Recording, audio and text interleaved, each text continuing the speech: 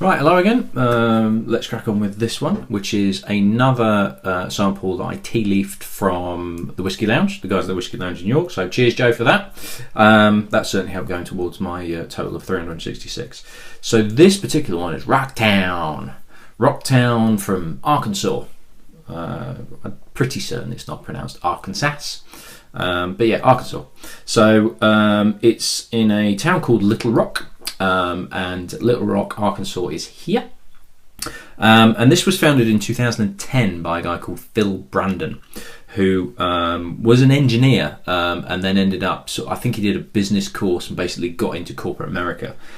And essentially kind of just went, do you know what, I've had enough of this. I've got engineering skills, I've got business skills, I'm really interested in whiskey. I'm going to open a distillery. So he did. Spoke to his wife and she was like, okay. So they set up the first distillery, first legal distillery in Arkansas since the end of Prohibition. So this particular one, it's a bourbon because it's over 51% corn. Remembered it in the end. You'd think I would have known by now what the rules are for bourbon, but my head's all over the place. So yeah, so it's over 51% corn. Now it's not straight bourbon. So it would be aged for under 2 years because I'm pretty certain. Do you know what? I'm going to double check now, because with Four Roses I did exactly the same thing where I said, well, it doesn't say it on the label, and it did quite clearly. So let's just double check, because I'm not having any of you people going, well, actually, Ben, I think you'll find that it says it's on the label that it's a straight bourbon, but I'm pretty certain Rocktown, learn how to spell, Ben. Silly fingers. Rocktown bourbon. See, it doesn't say it. Let's have a look at the images. Single barrel Arkansas bourbon whiskey. Yeah, it's not straight. It doesn't say it on the label. So that's me satisfied. Yeah. So it will be aged for under 2 years. Basically, if it's over 4, it doesn't have to say the age.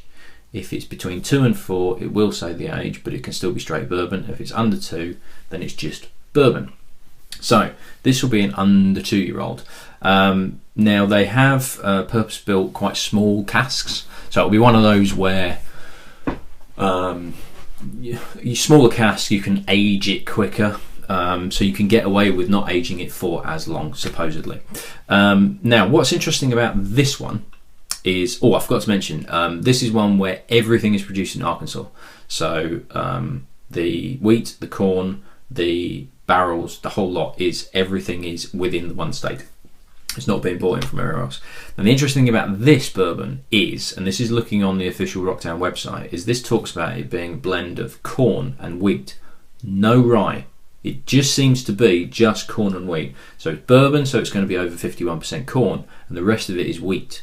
No rye in there whatsoever, which is unusual for a bourbon. Normally there'll be some rye in there somewhere, so I'm very intrigued to see what this is like.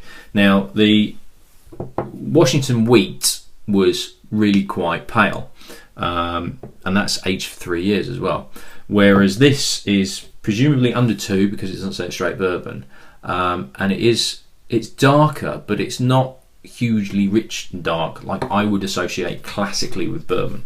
So it'd be very interesting to see what this is like. And there's almost a petroliness to this as well. Yeah, it's slightly oily and it's slightly kind of petrol and leather. Wow, that's an unusual nose, that. Some of that fruitiness is starting to come through. Some of the classic bourbon fruitiness of like dark fruits and raisins and sultanas and Christmas cake and that sort of thing. But there's this background of petrol and oil, which sounds horrible, doesn't it? I mean, it sounds like, I can imagine some people sitting there going, "Well, I don't want to touch that with a barge pole. That sounds bloody awful." But it's the best way to describe it, with a sort of nose that is distinctive and it's characteristic, and that's the best way I can describe it. But it doesn't sound great, but it is actually kind of, it does work really well with the other aromas that are in with this. There's a lot of stuff going on in there. It's really, really, there's some heat as well. It's 46%, So there's a bit of heat in there, which you would expect at that percentage. But yeah, there's kind of like there's new leather. There's like a new car smell as well.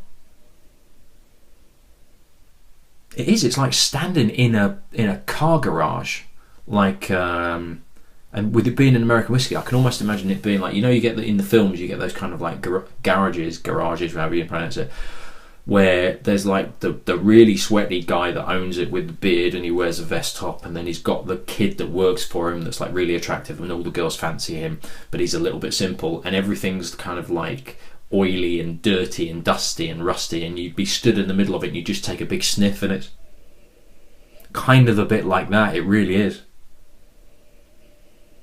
Yeah, and also I'm now starting to get a little vibe of not dry markers, but you know, like marker pens. Sharpies don't smell of it, but you know when you sniff, like you were a kid and you used to kind of sniff and get high, and it's kind of dangerous for you to do it, but kind of like marker pens, felt tip pens and things like that, which had that really kind of like strong alcohol-y nose to it, and you used to go, oh, I'm getting higher, and then somebody would actually die and everybody would have to put them away.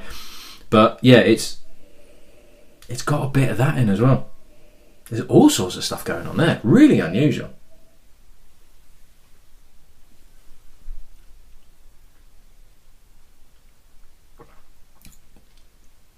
There's a really good mouthfeel on that too. It's spicy, it's prickly, it's effervescent, and that's partly the alcohol content, but there's this lightness to it as well. Like I say, really nice, rich mouthfeel. That petrol-y edge actually comes through on the palate as well. Not as fruity as I thought it would be, that was there on the nose. It's not as raisiny and plummy and damsony as I thought it might be. It's a little bit lighter.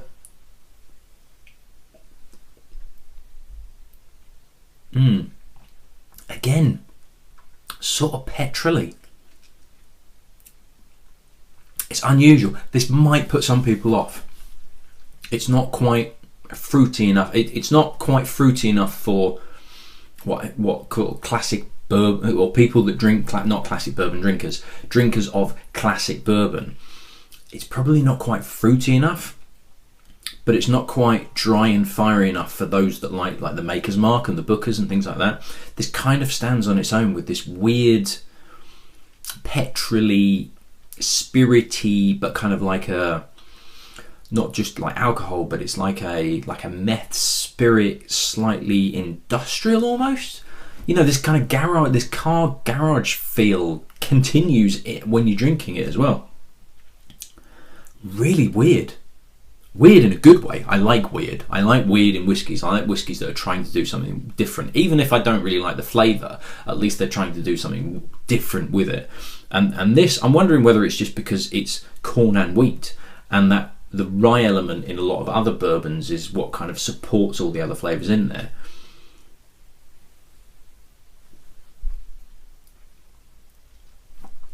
Grape skins now. Grape skins in terms of the dryness and the tannin, but you know, if you eat green, so get a white grape, green grape, whatever. Get a white grape, peel it off and just eat the peel. Now if you had that with a red grape, you'd be getting this dry tannin effect. White grape skins have it in a very, very minute amount, but they do still dry your mouth out, but you still get a nice juiciness as well. That last little mouthful was like chewing on white grape skins, just the skins. What a weird whiskey. I love it. I don't know if I'd buy a bottle of it, to be perfectly honest. I'm not sure if I'd buy a bottle of it to sit down and drink it and savour it and enjoy it. But for what's in it, in terms of the madness of the flavours and the really unusual aromas and flavours that are there on the palate, I love it. I think it's really good. I would buy a bottle of that for whiskey tastings and for a group of friends where it would be like, let's all chip in and let's get a bottle of something different. Now, Whiskey Exchange and Master and Malt are selling this for about 50 quid a bottle. Couldn't find it on Total Wine More, which is my current go-to American prices. But I did find it at a place called Binny's Beverage Depot, which sounds like a really cool place to go to. It looks as though it's a chain of liquor stores in Illinois. And they were selling Rocktown bourbon for $35 a bottle, which is pretty decent for something a little bit different and a little bit unusual, but small batch, craft distilleries and all that lot, which some of which are demanding a quite a high premium. Things like Palm Ridge, which you're looking at $75 a bottle or anything like that. $35 for that is a good price if you're looking for something different, unusual, particularly if you were getting a group of your friends to chip in, or if you were doing a tasting and you wanted to give people something that they'd never had before, or kind of like, this is what bourbon can taste like, and this particular one is also bourbon, but look how different it tastes to other ones. I actually think 35 quid is a good price. 50 quid, 35 quid, $35, which is 25 quid, which is a ridiculous price. 50 quid, I probably wouldn't stretch that far. But if you can get this in America and you want something different and you want to maybe sort of share some samples and things like that, I think this is worth going for. Weird, but good. Right, that's another one done. I shall see you in the next one. Cheers.